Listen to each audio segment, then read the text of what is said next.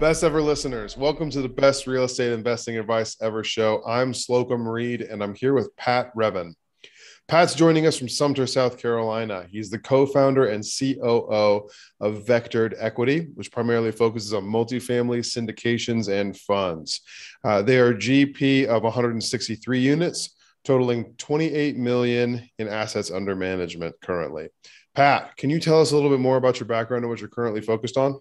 Yeah, appreciate you having me here. Absolutely. So currently I'm an active duty Air Force pilot. I fly the F-16 down here in Sumter, South Carolina, stationed at Shaw Air Force Base. Like you said, I'm co-founder with my business partner, Ricardo Torres. We founded Vectored Equity. He's also an Air Force pilot. We met in pilot training a bunch of years back, and we've been friends ever since. We got into business only a couple of years ago.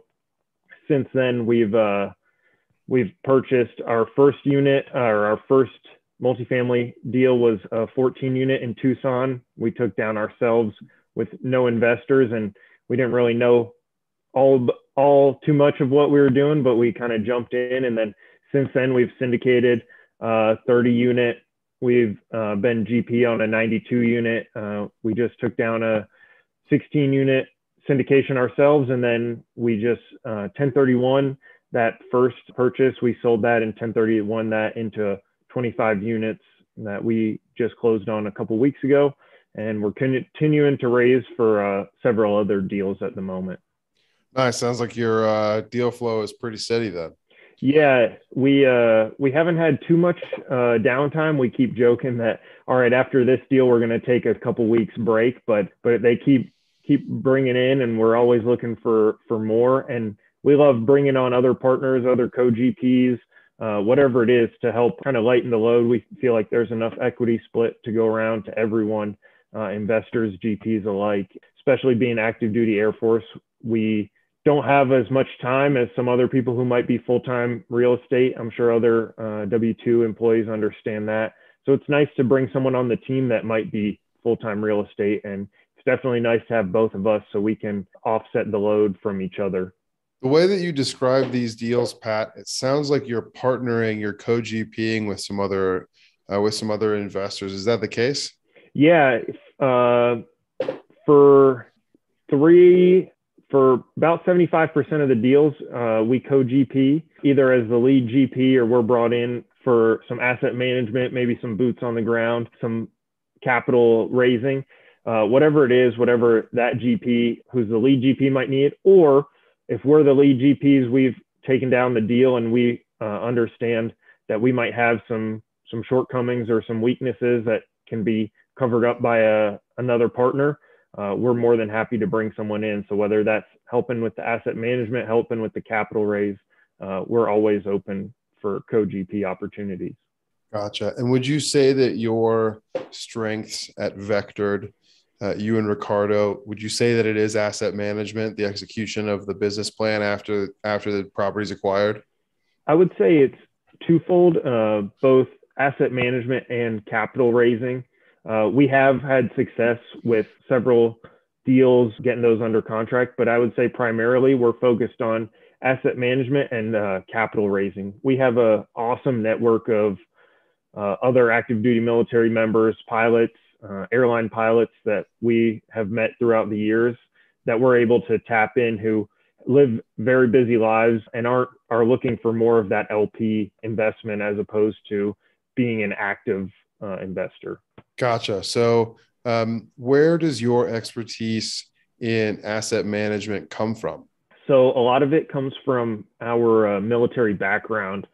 So a lot of people, when you tell them we're pilots in the Air Force, we're Air Force officers, they kind of don't understand how that correlates to multifamily. It doesn't necessarily sound like they would go hand in hand to asset management, but it's all about leading the team, organization, timeliness, meeting deadlines, keeping people accountable. All the things that we're taught since we've started with the military life go hand in hand with managing the property manager, dealing with investors, dealing with construction, anything like that, timelines. We're always bringing that same kind of focus and mindset to all of our deals. Pat, tell me whether or not this resonates with you.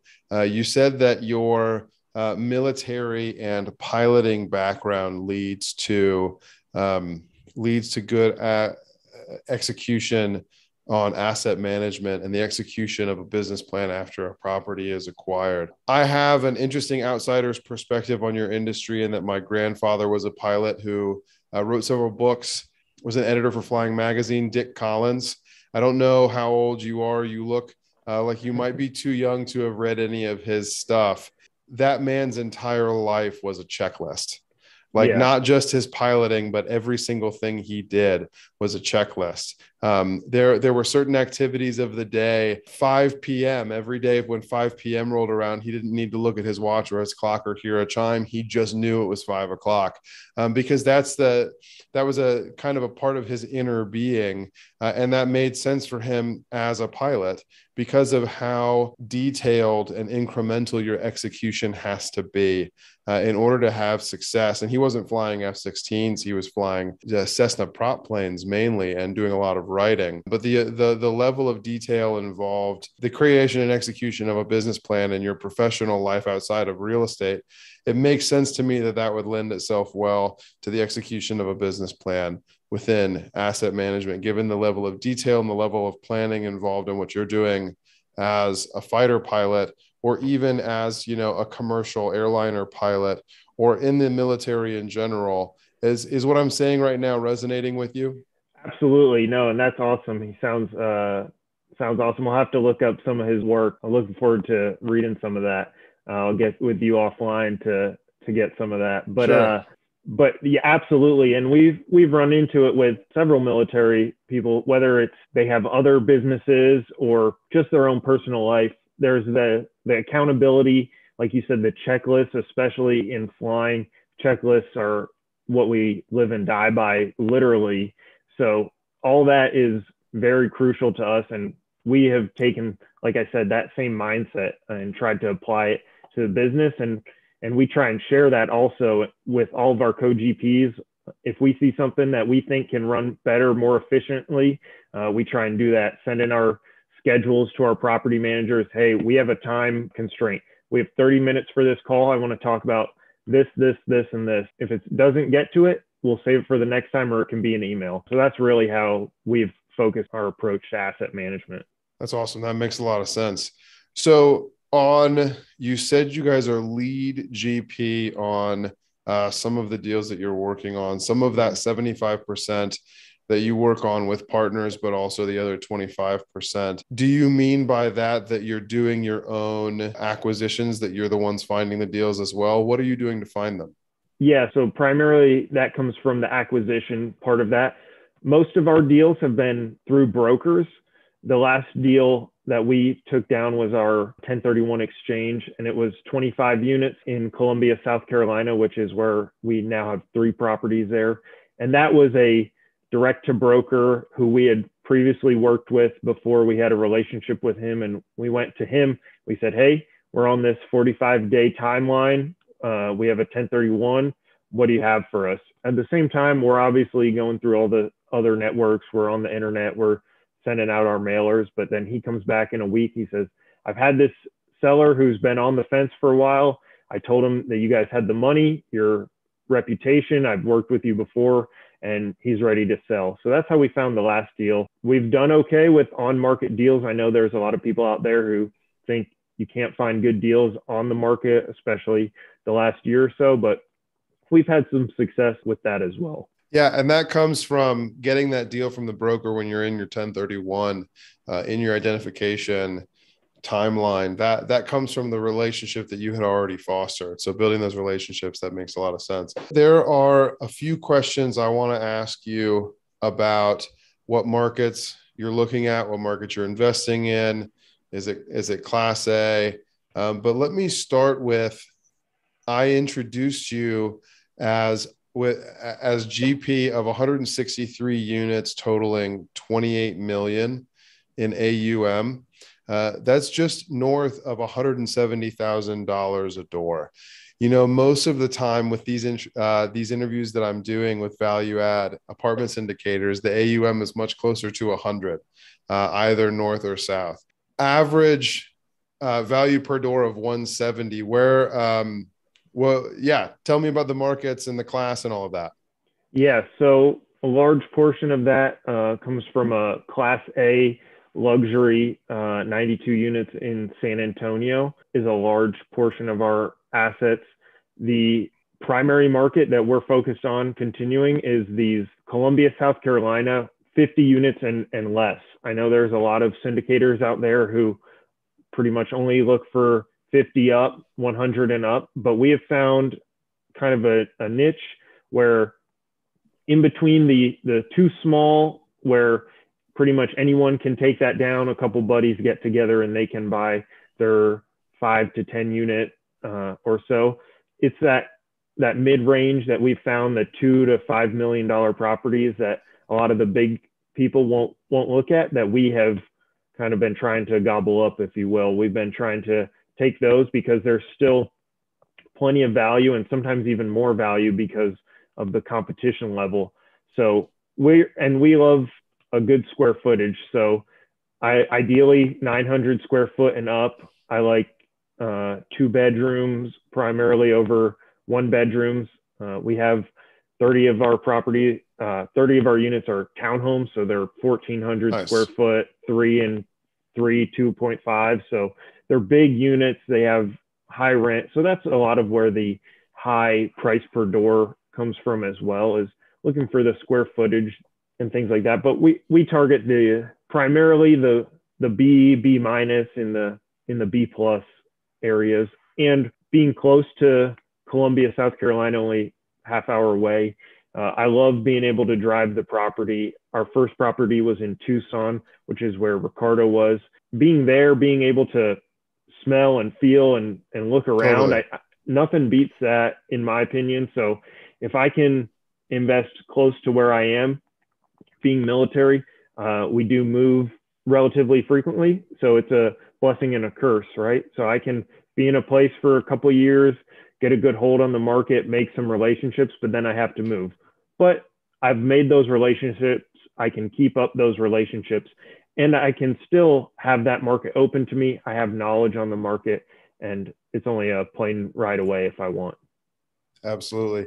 And there's something to be said about having or being the boots on the ground. Like you said, focusing on Columbia, South Carolina. Well, it gives you a couple of opportunities.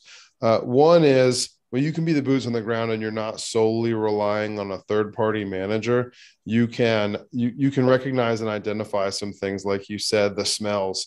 Speaking of smells, where your dumpster is in the parking lot is not something that property managers think about all of that often, but it plays an impact on not only the aesthetics of the property, but are your neighbors dumping? Are your tenants dumping? Are you going to have an issue with your trash company's trucks tearing up your parking lot?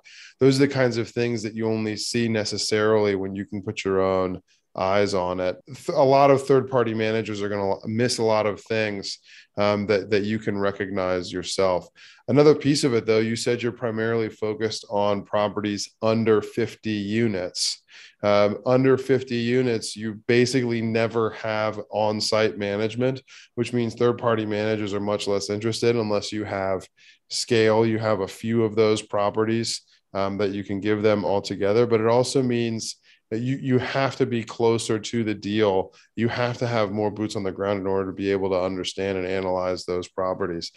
And to your point, I'm an owner operator of apartments in Cincinnati, Ohio, Pat. And my experience, let me know if this resonates with you as well.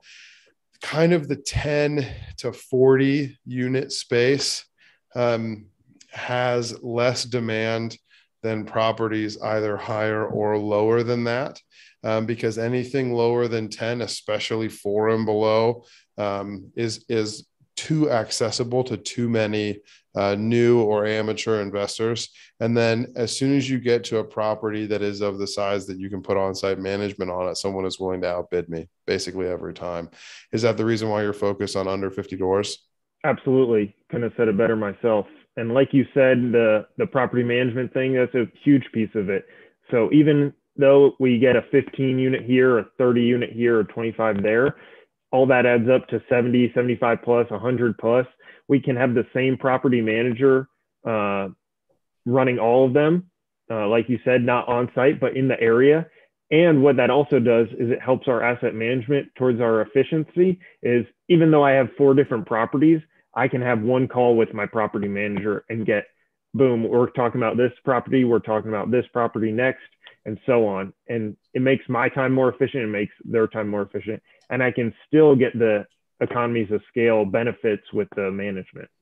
Yeah, you can touch all 4 properties in a day yourself when needed. And yeah, like you said, there's if you're willing to look at smaller deals, often your debt is not quite as good. In my experience, both as an investor and a podcast host who interviews lots of people from around the country, your debt may not be as good, but there's also a lot less competition for those deals. A lot less out of town money, I'll say, is attracted to those because individual properties like that don't scale when it comes to management. Absolutely. Pros and cons to everything with the debt. You're not going to have as many amenities. You're not going to be able to put in a nice clubhouse or anything like that, some of those nicer places can get the premium rents for. So it's a give and take. So it really just comes down to solid underwriting and knowing what's best for you. To that point, though, Pat, I don't know Columbia, South Carolina as well as I know Cincinnati, Ohio, but Cincinnati C-class renters. And when I say C-class, I'm talking about the property.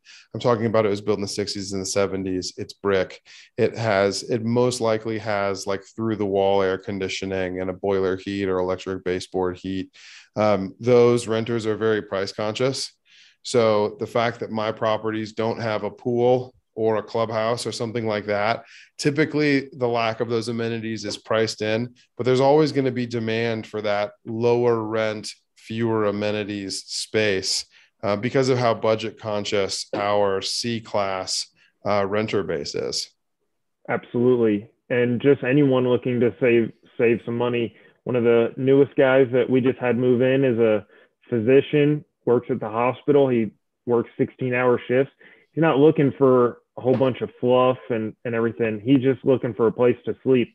So he just wants it to be nice and safe and good management, clean. And that's really all he cares about. Yeah, that makes a lot of sense. There are a lot of those people and these properties as well, these C-class properties by age and condition, at least in a city like Cincinnati. Columbia, South Carolina is older than Cincinnati, I would imagine, but they exist in a broad range of neighborhoods here. So yeah, in some cases you're getting exclusively, white collar professionals who just want an affordable place in a great area. You're also getting, the people who just got the job at Amazon for $15 an hour and are over the moon for the $15 an hour, living in effectively the same apartment, or at least the same architecture in different neighborhoods.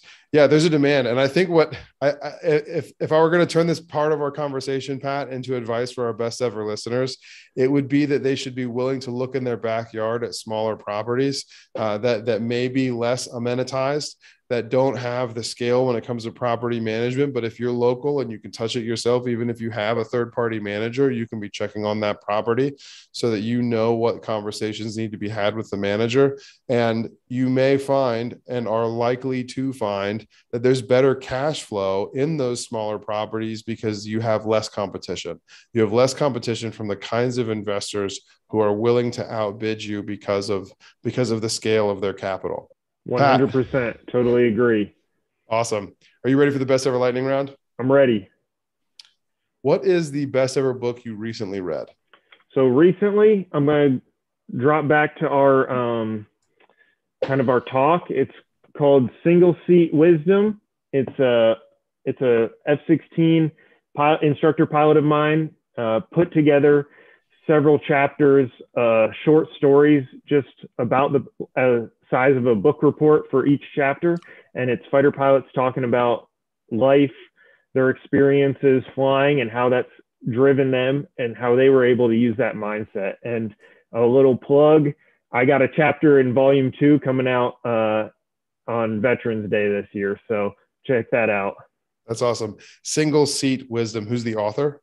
So Dominic Slice Tech, that's Teich, is the person who put it all together. But like I said, each chapter is a different fighter pilot. You'll be able to find it on Amazon, and all the proceeds do go to charity for Cancer Foundation. Pat, speaking of that, what is your best ever way to give back? So obviously the book is great. For me, I love just talking to buddies, other people in the squadron, other military guys online, and just talking about finances and making sure that they're doing everything that is best for them, taking advantage of all the things that the military gives us, whether that's our retirement account, TSP, our VA loan, zero down, house hacking, whatever it is to help them with their finances. It's really just trying to get all those people into a right state of mind. There's some people who don't realize they're giving away 5% matching every month because they're not putting into their retirement account. So I'll say, well, I'll go onto the computer right now and we're changing Set that. It up. Exactly. Set it up we're right setting now. that up right now. You're not losing another 5%. Absolutely. Pat, within your commercial real estate investing career, what's the biggest mistake you've made and the best ever lesson that resulted from it? So I think a mistake, it was a mistake at the time because it was just a lack of experience. But it was our first ever deal that we got accepted on for multifamily. It was 11 units in Tucson for $625,000, off market, direct to seller, no brokers. And it was a great deal. The only problem was we couldn't finance it. We were talking to credit unions. We didn't have the DSCR to cover what they wanted, and we didn't really know what else to do. So we just went back to the seller and said, sorry, we can't do it. We don't have the financing. And a year later, it's on the market for twice what we had it under contract for. He sold it a month later for $150,000 more than what we did. So we lost out on about $500,000 in a year just because of our inexperience. So Wow. That lesson that we took forward from it, kind of going back to what we've been talking about, is we are smart enough now to know what we don't know. And we're humble enough to bring in people that can help us out, whether that's in the form of co-GPs or advisors or whatever it may be. We're humble enough to say, we're not sure if we can handle this all ourselves. So let's bring in someone else. On that note, Pat, what's your best ever advice? My best ever advice would just be to take action. So there's a lot of analysis paralysis that I see in the kind of on Facebook or on the message boards or whatever it may be. People talking to me, oh, I wanted to do what you're doing, but I'm too afraid or this or that, or I don't know. And my biggest thing is I remember sitting there reading Best Ever Syndication, Joe's book, and reading it and sending it to Ricardo and saying, you know what? I mean, we got a little bit of a blueprint. We need some on-the-job training. So let's just take action and let's do it. So the biggest thing is learning and studying, and all that is super important and necessary. But at some point, all that has to stop so you can take action. And obviously, the learning never stops. It just kind of slows down because it becomes on-the-job training. Where can people get in touch with you? So you can email me, my first name, Patrick, at vectoredequity.com. Vectored Equity on all our social medias, Instagram, Twitter, Facebook, whatever that may be. You can add my personal pages as well. All that's good, but feel free to send me an email. Would love to reach out. Our website, vectoredequity.com. So should be relatively easy to find. Always would love to talk to people just starting out, looking for co-GPs or whatever it may be. Great. And Pat's email and social media links are in the show notes. Pat, thank you. Best ever listeners, thank you as well for tuning in. If you've gained value from this interview about asset management and relating a military career and a piloting career to real estate investing, please do subscribe to our show. Leave us a 5-star review, and please share this with a friend you know we can add value to through this conversation. Thank you, and have a best ever day.